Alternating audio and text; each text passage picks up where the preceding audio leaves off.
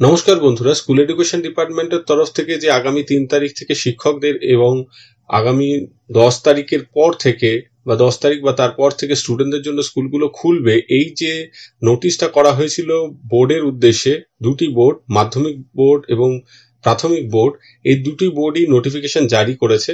এবার তাদের নোটিফিকেশনে কি পার্থক্য আছে এবং এই নোটিফিকেশন থেকে কি নিশ্চিতভাবে বলা যাচ্ছে যে 10 তারিখ থেকেই স্কুল খুলবে, সেই বিষয়টা আজকের এই ভিডিওতে একটু আলোচনা করছি। তো নোটিফিকেশনের ভাষা, board, West Bengal board of secondary education, তার নোটিফিকেশনের ভাষা কিন্তু সম্পূর্ণ হুবহু একই রকম। টিচিং এবং নন টিচিং স্টাফদের অ্যাডভাইস করা হচ্ছে যে তারা যেন 3 তারিখ থেকে স্কুলে আসেন।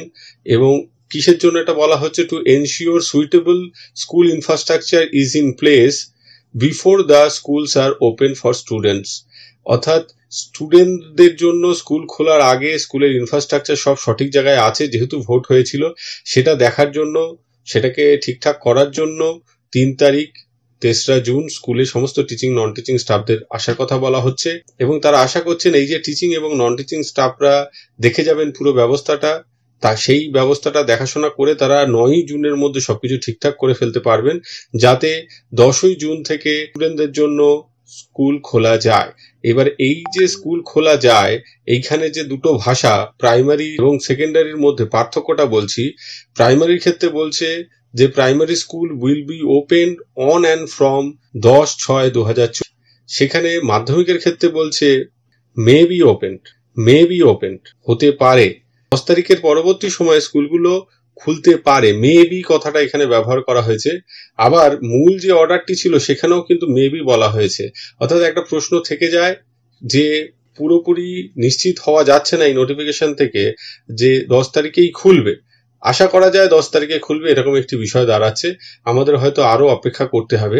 আরেকটি গুরুত্বপূর্ণ বিষয়, যেটা প্রাইমারির ক্ষেত্রে নেই কিন্তু সেকেন্ডারি স্কুলগুলোর ক্ষেত্রে এটা বলা হয়েছে, যে টিচিং নন টিচিং স্টাফরা স্কুলের তারা সুইটেবল অ্যারেঞ্জমেন্ট করবেন, এবং যাতে যে স্টুডেন্টদের যে স্বার্থ, এতদিন যে পড়াশোনা হয়নি, স্কুলে সামার ভ্যাকেশন বেশি দিন ছিল, সেজন্য স্টুডেন্টদের যে শিক্ষার স্বার্থ, শিক্ষার্থীদের স্বার্থ, এটা যেন বিঘ্নিত না হয়, সেটা দেখে তারা একটা সুইটেবল অ্যারেঞ্জমেন্ট করবেন। কিন্তু কি অ্যারেঞ্জমেন্ট করবেন, কিভাবে এই স্বার্থটা দেখবেন, কিভাবে এই সময়টির যে ঘাটতি হয়েছে সেটা পূরণ করবেন, তার কিন্তু কোনো গাইডলাইন বোর্ডের তরফ থেকে নেই।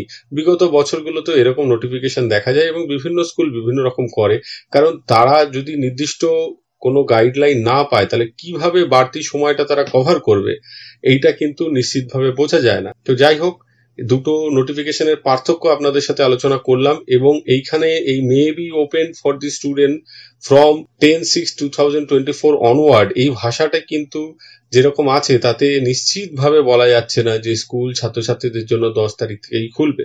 আমাদের তাকিয়ে থাকতে হবে আগামী দিনে কি হয়। এখন এই পর্যন্ত। সকলে ভালো থাকবেন, সুস্থ থাকবেন। ধন্যবাদ।